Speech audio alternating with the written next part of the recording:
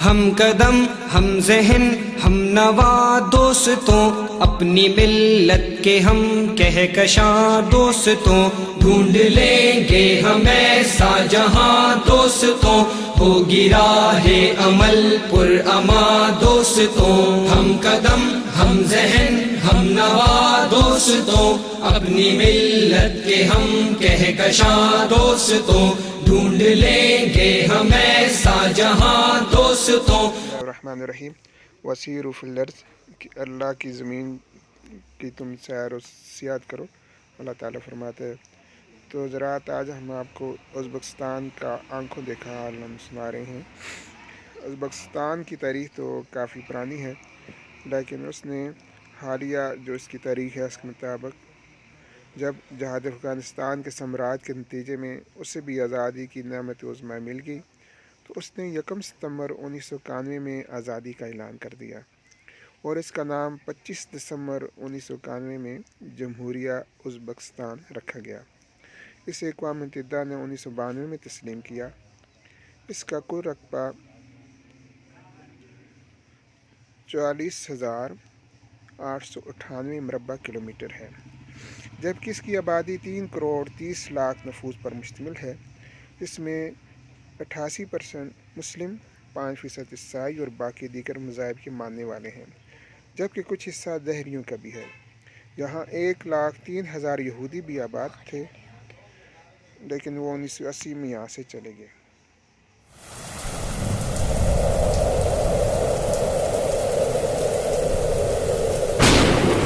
ہر خطا پہ شرمسار ہوں میں، ہر خطا پہ شرمسار ہوں میں، اے خدا۔ یہاں 1,03,000 یہودی بھی آباد تھے، لیکن وہ 1980 میں یہاں سے چلے گئے۔ آبادی کے لحاظ سے یہ دنیا میں 42ویں نمبر پر ہے، اور آبادی کے تناسب میں 83% ازبک، 5% تاجک اور 2% قازق اور دیگر اقوام آباد ہیں۔ اس کی زیادہ تر آبادی دیہاتوں میں رہتی ہے، جبکہ گھریلو خواتین کڑھائی کا بھی کام کرتی ہیں۔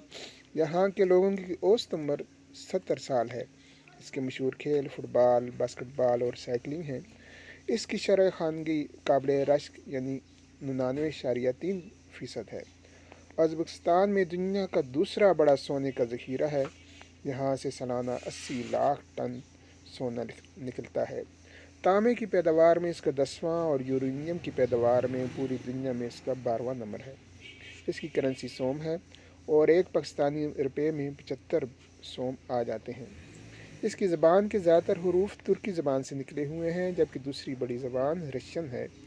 اس کی سرحدیں ترکمانستان، تاجکستان، کرغزستان اور افغانستان سے ملتی ہیں، جبکہ کسی سمندر سے اس کی سرحدیں نہیں ملتی۔ ازبکستان کی معیشت کا بڑا ذریعہ زراعت ہے، اور پوری دنیا میں کاٹن ایکسپورٹ میں اس کا دوسرا نمبر ہے۔ تاہم وہاں بھی پانی کی کمی کا مسئلہ درپیش ہے۔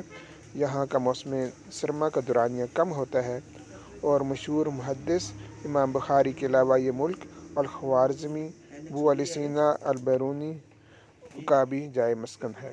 دارالحکومت تاشقند اس کا سب سے بڑا شہر ہے۔ یہاں باقی گاڑیاں تو موجود ہیں، لیکن موٹر سائیکل اور رکشہ دکھائی نہیں دیتے، اور گاڑیوں کے مقابلے ان کا تناسب 1/1000 بھی نہیں ہے۔ سائیکلنگ اگرچہ اس کی مشہور گیم ہے، لیکن ہمارے قیام کے دوران ہمیں کچھ سائیکل بھی کم ہی دکھائی دیے۔ یہاں کے اکثر ہوٹلوں میں نہ تو بوفے سسٹم ہے اور نہ ہی وائی فائی کا جنریٹ۔ بوفے سسٹم شاید خوراک کے ضیاع سے بچنے کے لیے نہ رکھا گیا ہو۔ اکثر لوگ اپنی پلیٹ میں بہت زیادہ ڈال دیتے ہیں، لیکن پھر کھا نہیں سکتے، جبکہ بڑے بڑے ہوٹلوں میں بھی عام طور پر وائی فائی کی سہولت نہ تھی۔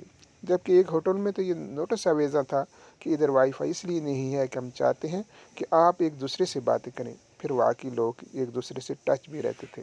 محمد کے رب مومنوں کے الہ، اے محمد کے رب مومنوں کے الہ، ان کو جنت کے راستے چلا، اے خدا، اے خدا، اے خدا، اے خدا۔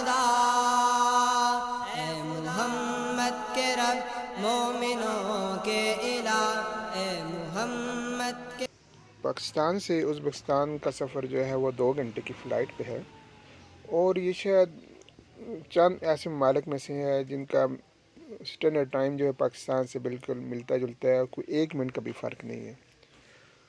اس کا دارالحکومت جو ہے وہ تاشکند ہے، اور تاشکند سے سمرقند جب جایا جائے تو بائی روڈ 5 گھنٹے کا سفر آتا ہے۔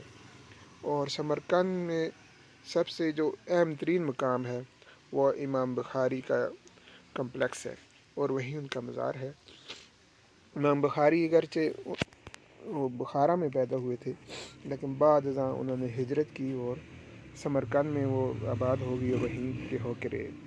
ہمارے سفر کی سب سے خوبصورت یاد جو ہے وہ امام بخاری کے مزار پر حاضری دینا ہے، اور اس کی یاد ہمیں ساری عمر جو ہے وہ ہمارے ذہنوں میں سے محو نہیں ہو سکتی۔ اور یہ انتہائی شاندار منظر تھا، خصوصاً جب وہاں ہم گئے اور اس کے بعد پھر امام بخاری کمپلیکس کے امام صاحب سے ہماری باتیں بھی ہوئیں، انہوں نے ہمارے لیے دعا بھی کی، اور یہ ہمارے لیے ایک بہت بڑا اعزاز ہے۔ آؤ دنیا کو بتلائے ہم ایک زندہ قوم ہے، طرز عمل سے یہ دکھلائے ہم ایک زندہ قوم ہے۔ آؤ دنیا کو بتلائے ہم ایک زندہ قوم ہے، طرز عمل سے یہ دکھلائے ہم ایک زندہ قوم ہے۔ آؤ دنیا کو بتلائے ہم ایک زندہ قوم ہے، طرز عمل سے یہ دکھلائے ہم ایک زندہ قوم ہے۔ وہ جس نے اسلوب سکھایا انسانوں کو جینے کا، اپنا قائد اپنا رہبر ہے سالار مدینے کا۔ وہ جس نے اسلوب سکھایا انسانوں کو۔ امام بخاری 13 شوال 194 ہجری میں بخارا میں پیدا ہوئے تھے۔ کم سنی میں والد صاحب کا شفیق سایہ اثر سے اٹھ گیا، جبکہ وہ اپنی بینائی سے بھی محروم ہو گئے، لیکن والدہ کے رقت آمیز دعاؤں کے نتیجے میں ان کی بینائی لوٹ آئی۔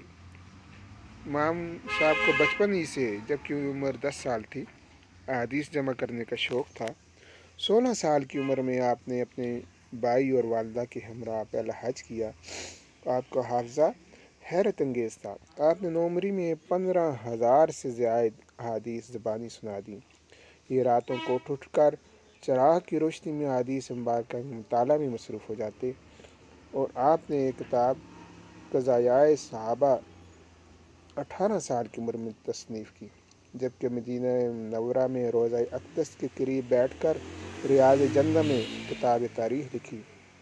بسا اوقات جب چراغ میں تیل نہ ہوتا تو آپ چاندنی میں لکھتے۔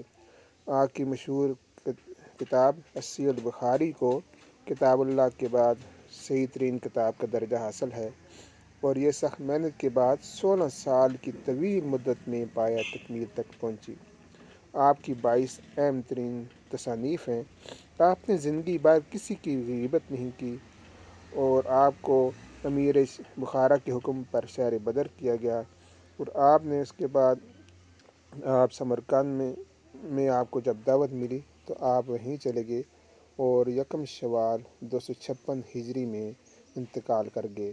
اس طرح علم و عرفان کا یہ سورج غروب ہو گیا۔